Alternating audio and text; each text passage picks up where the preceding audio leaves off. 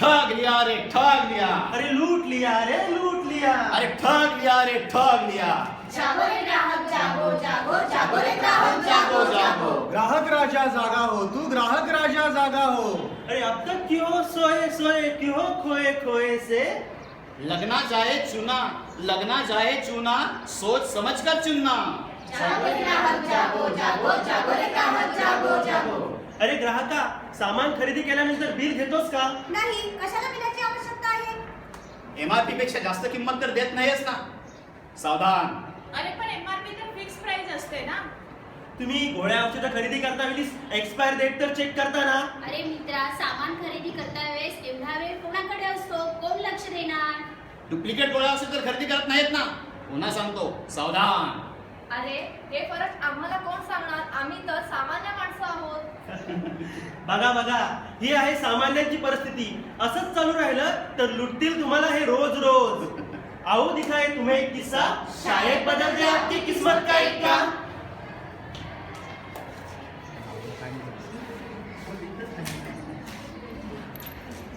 नाही रे भाजी अरे हे काय चालू आहे? दिसत नाही? मंथन, ग्राहक मंथन. म्हणजे अरे जसं समुद्र मंथन तसं हे ग्राहक मंथन. बरं ठीक आहे, पण या मंथनातून जे जे बाहेर पडणार आहे ते सर्वांनी न बोंबलता घ्यायचं आहे। कबूल। ठीक आहे। सुरुवात?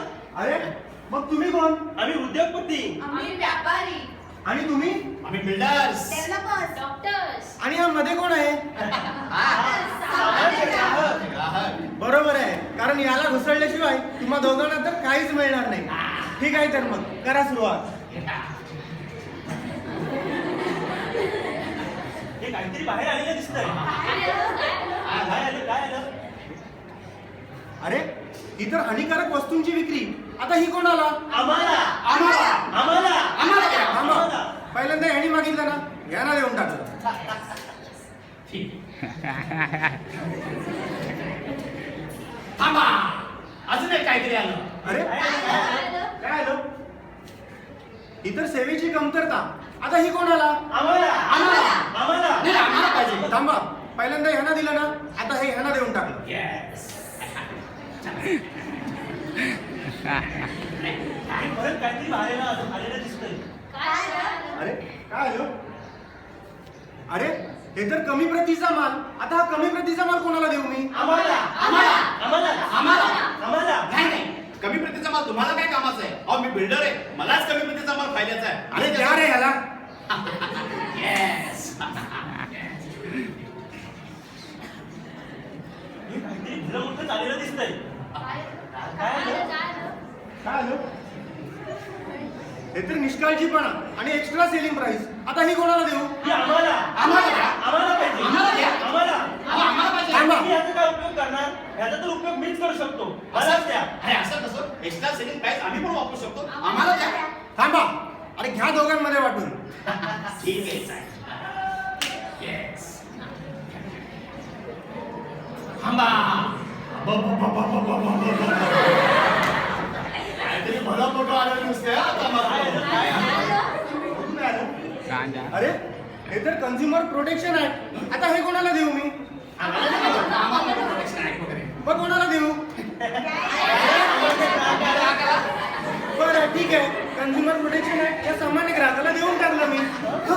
परत घ्या परत घ्या परत घ्या परत घ्या. थांबा सर, इथे एक गोष्ट लक्षात ठेवा, एकदा दिलेली वस्तू परत घेता येत नाही। अरे देवा, आता हे तर मला लुबाडतील. मी काय करू या कन्झ्युमर प्रोटेक्शन ऍक्टचा? अरे मित्रा, ग्राहका, हा कन्झ्युमर प्रोटेक्शन ऍक्ट ह्या लोकांनी जरी विष म्हणून टाकला असला ना, तरी हा तुझ्यासाठी अमृत आहे, अमृत। ग्राहक म्हणजे कोण? अरे ग्राहक म्हणजे काय हे जर सोप्या भाषेत सांगायचं झालं तर ग्राहक म्हणजे ती व्यक्ती जी व्यक्ती पैसे देऊन एखादी वस्तू विकत घेते किंवा एखादी सेवा विकत घेते, तिला ग्राहक म्हणायचं। आणि याचे फायदे तरी काय मला? हो, या कन्झ्युमर प्रोटेक्शन ऍक्टचे भरपूर फायदे आहेत। ग्राहकांच्या हितांचे रक्षण करण्यासाठी, ग्राहकांना फसवणुकीपासून तसेच झालेल्या नुकसानीकरिता न्याय मिळवून देण्यासाठी आपल्या शासनाने 24 डिसेंबर 1986 रोजी हा अधिनियम बनवला आणि सन 1993 मध्ये यात काही सुधारित बदल देखील करण्यात आलेले आहेत। पण याचे अधिकार काय? हो आहेत ना, याचे खूप सारे अधिकार आणि फायदे देखील आहेत, ते आपण आता पाहूया। माणसाला व त्याच्या संपत्तीला दुखापत पोहोचवणारा माल बाजारात विकला जाऊ नये यासाठी संरक्षण मिळवण्याचा अधिकार. अनफेअर ट्रेड प्रॅक्टिस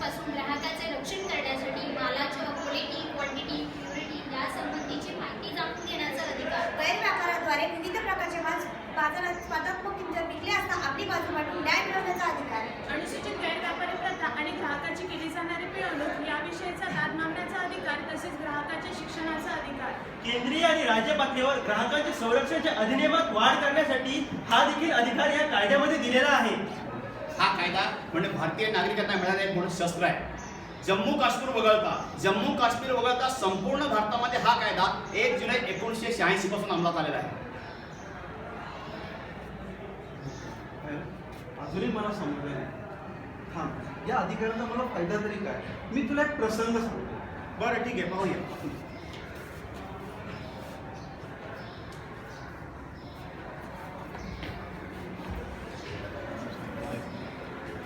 कमला, अगं हे कमला. काय झालं मॅडम? काय झालं कमला? 2 दिवस झाले कामावर काय येत नाहीस? मॅडम काय सांगू, माझे सासरे आजारी आहेत पण काय करायचं ते समजत नाही. का बरं? काय झालं? मॅडम डॉक्टरांकडे नेलं, डॉक्टरांनी दिलेली औषधे सुद्धा दिली, सासरा पण बोट ताप घालून काही झोपलाय. उतरत नाही. बघू बरं डॉक्टरांनी कोणती औषधे दिले. अगं कमला, ही औषधे तर एक्सपायर झालेली आहे. म्हणजे ही औषधे 2-3 महिन्यापूर्वी जुनी झालेली आहे. काय? अरे बापरे, ही औषधं जुनी आणि एक्सपायर झालेली आहेत. मेडिकल वाले आणि हे डॉक्टर लोक मला तर ठारच मारतील, पोचवतील. बापरे.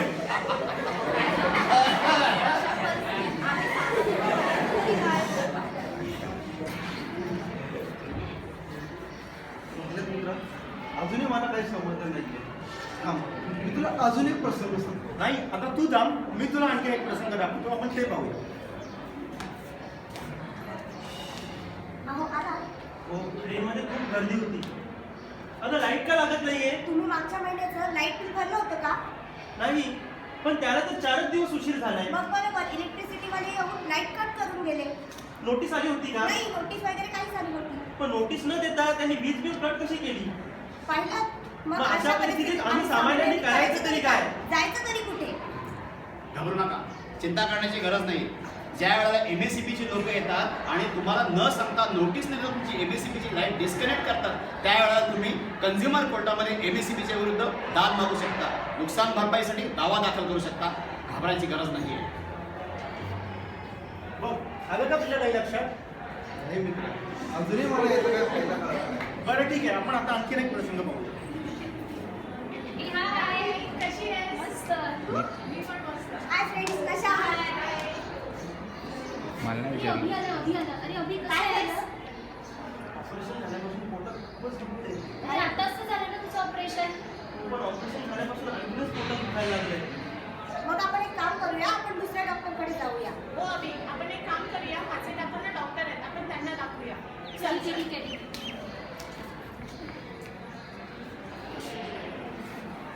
काका, कसे आहात काका? अरे तनु बेटा, काय म्हणते, कशी आली क्लिनिकमध्ये आज तू? माझं ना एक मित्र, त्याचं काही दिवसापूर्वी ना ऑपरेशन झालंय, परंतु त्याला काही फरकच नाही पडला. त्याच्या पोटात अजूनही दुखतंय. तुम्ही चेक कराल का जरा? अच्छा, तुझ्या मित्राचं ऑपरेशन झालं काही दिवसापूर्वी आणि त्याला अजून बरं वाटत नाहीये. ठीक आहे. कोण मित्र तुझा? हा काय? ना, कोण कसं आहे? मी याला चेक करतो जरा. मला कुठं दुखतंय तुझ्या? बेबीच्या वरती का बेबीच्या खाली? बेटा, एक काम करावं लागेल, मला एक सोनोग्राफी काढावं लागेल. हां, मी जरा सोनोग्राफी काढ, तुम्ही जरा वेट करा. ठीक आहे, मला सोनोग्राफी काढतो.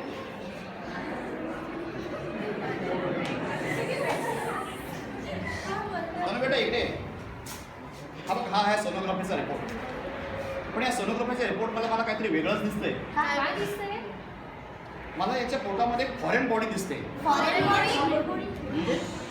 फॉरेन बॉडी याचा अर्थ आपल्या शरीराव्यतिरिक्त दुसरा पार्ट. ऑपरेशन करताना याचं जे 8 दिवसापूर्वी ऑपरेशन झालंय, ऑपरेशन करताना ऑपरेशन करण्याची कैची असते ना, सीझर ज्याला म्हणतात, ऑपरेशन सीझर, ही सीझर याच्या पोटामध्ये मला सोनोग्राफी स्पष्ट दिसते. अरे बाबा, डॉक्टर मी मारणार तर नाही ना? काही सांगू शकत नाही, पण तुझ्या पोटामध्ये जर कैची राहिलेली आहे, ही फॉरेन बॉडी आम्ही म्हणतो मेडिकल भाषेमध्ये. ही जर फॉरेन बॉडी जर अशीच राहिली तर कदाचित तुझा प्राण पण दगावू शकतो मित्रा. बापरे, मग आता काय करणार? पहा, हा डॉक्टरने मोठा निग्लिजन्स केलेला आहे, मोठा त्याने निष्काळजीपणा केलेला आहे ऑपरेशन करताना. त्याच्या हातून मोठी चूक झालेली आहे. मग अशा परिस्थितीत आम्हाला माणसाने करायचं तरी काय? घाबरू नका. अशा परिस्थितीत डॉक्टर ते जर तुम्हाला फसवलं असेल तर अशा वेळेस तुम्ही ग्राहक मंचाकडे तक्रार दाखल करू शकता व भरपाई सुद्धा मिळू शकता. बघ आता याच्यातून तरी तुला काही लक्षात आलं का? तर ठीक आहे, आपण आता आणखी एक प्रश्न बघूया.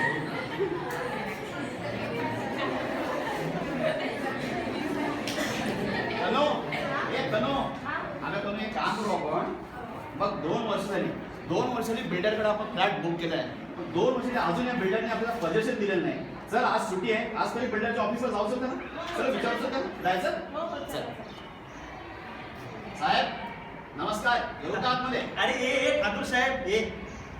साहेब काय आहे? 2 वर्ष झाली, 2 वर्षांनी फ्लॅट बुक केला तुमच्याकडे. तुम्ही 1 वर्षापूर्वी पजेशन देणार होता, अजून पजेशन देत नाहीये. कसं होणार आमचं बिल्डिंग? कधी होणार आमचा फ्लॅट? अरे ठाकूर, अरे तो आपलाच माणूस. अरे तुझाच बिल्डिंग आहे आणि तुझाच फ्लॅट आहे, कधी भी घेऊन जा, पर 2 साल बाद. अरे असं कसं? तुम्ही पैसे घेताना 1 वर्षाचा कालावधी दिला होता. अरे ठाकूर, अरे सांभाळ तुझ्या बायडीला. गाडी बद्दल बोलायचं नाही. हे बघा, तुम्ही 1 वर्षापूर्वी ताबा देणार होता, तो ताबा पण आता देत नाही. अजून सांगता 2 वर्षांनी, म्हणजे 4 वर्ष अजून थांबायचं. आणि हा मटेरियल सगळा निकृष्ट दर्जाचं मटेरियल, ही ग्रीड पावडर वापरता, सिमेंट एक्सपायर झालेले, विटाच्या ठिकाणी ब्लॉक वापरताय. बिल्डिंग आमची कोसळेल. कसं करायचं आम्ही? कुठं जायचं आम्ही? अरे नाही ठाकूर साहेब, अरे तू आपला माणूस. बिल्डिंग भी तुझ्याच आहे, फ्लॅट भी तुझाच, पण फ्लॅटचा ताबा 2 साल बाद मिळेल. जायचं या. अहो साहेब, बिल्डिंगचे हप्ते भरून, आमचे बँकचे हप्ते भरून आमचं कंबरला दुखायला लागलं. अजून तुम्ही पजेशन देत नाही. काय करायचं अशा वेळेला? आम्ही बिल्डर पजेशन देत नाहीये, मटेरियल निकृष्ट वापरतो, मग आम्ही कुठं जायचं?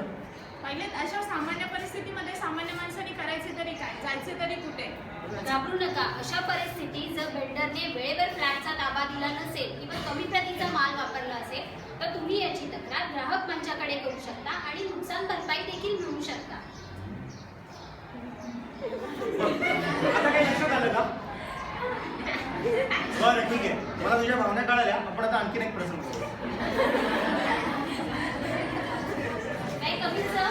येस मॅडम, बँकेमध्ये तुमचं स्वागत आहे. या आमच्या बँकेमध्ये स्वागत आहे तुमचं. सर माझा 50,000चा चेक बाउन्स झाला. 50,000 चेक बाउन्स झाला? मॅडम अकाउंटला पैसे नसतील तर चेक कसा क्लिअर होणार? सिंपल गोष्ट आहे. असं कसं म्हणता सर? माझ्या अकाउंटमध्ये ते 1 लाख रुपयाचा बॅलन्स होता आणि मी 50,000चा चेक इश्यू केला होता. असं म्हणता? 1 लाख होते आणि 50,000 चेक पास नाही झाला? हो. एक मिनिट मॅडम, तुमचं अकाउंट नंबर सांगा जरा. 1 2 3 4 5 6.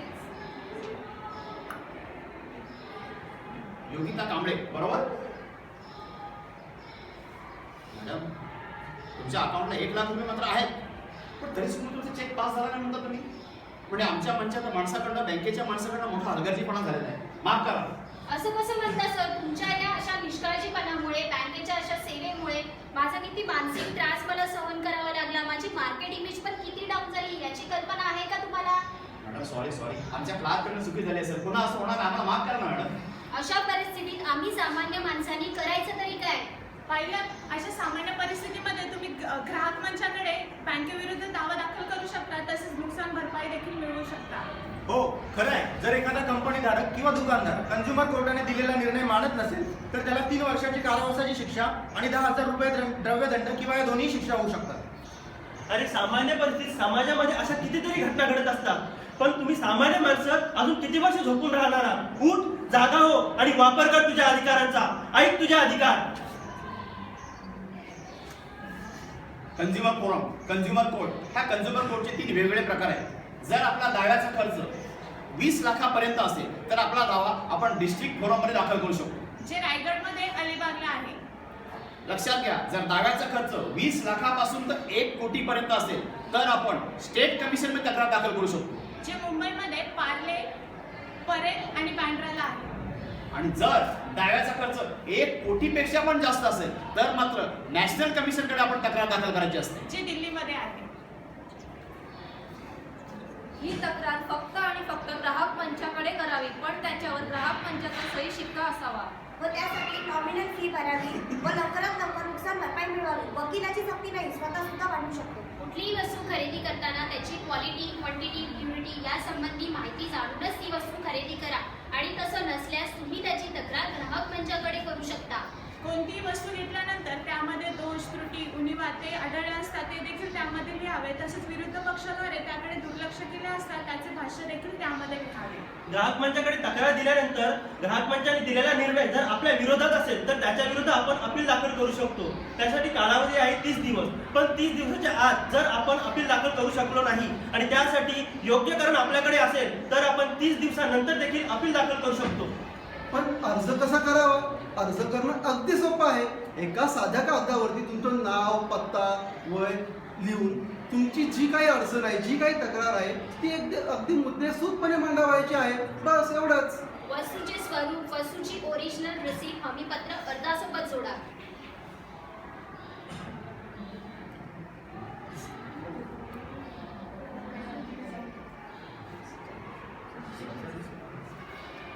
पाहिलं मित्रांनो, हा आहे ग्राहक संरक्षण कायदा म्हणजेच कन्झ्युमर प्रोटेक्शन ऍक्ट, ज्याद्वारे ग्राहक हाच खऱ्या अर्थाने राजा आहे व त्याच्या संरक्षणासाठी यामध्ये भरपूर तरतुदी आहेत. तसेच तुम्ही बिल्डरने निकृष्ट दर्जाचा माल वापरणे, वेळेवरती ताबा न देणे, जुना माल सेकंड हँड माल नवीन म्हणून त्याची विक्री करणे, कुरिअर कंपनीने मालाची डिलिव्हरी करण्यामध्ये उशीर करणे, इन्शुरन्स कंपनीने क्लेम सेटलमेंटमध्ये हलगर्जीपणा दाखविणे, तसेच सोन्यामध्ये भेसळ, अन्नामध्ये भेसळ या आणि इत्यादी अनेक प्रकारच्या ग्राहकाला होणाऱ्या तक्रारी किंवा ज्या काही कंप्लेंट्स असतील त्यासाठी तुम्ही या कायद्याचा आणि यात दिलेल्या अधिकारांचा नक्कीच फायदा घेऊ शकता. मग कसली वाट पाहतोस ग्राहका? घे या कायद्याचा फायदा. आणि सामान्यानो, अजून किती वर्ष झोपून राहणार आहात? उठ, जागा हो आणि वापर कर तुझ्या अधिकारांचा. खरा ग्राहक राजा तर तूच आहेस. म्हणून तर म्हणतात, ग्राहक राजा जागा हो, ग्राहक राजा जागा हो, ग्राहक राजा जागा हो, ग्राहक राजा जागा हो, ग्राहक राजा जागा हो.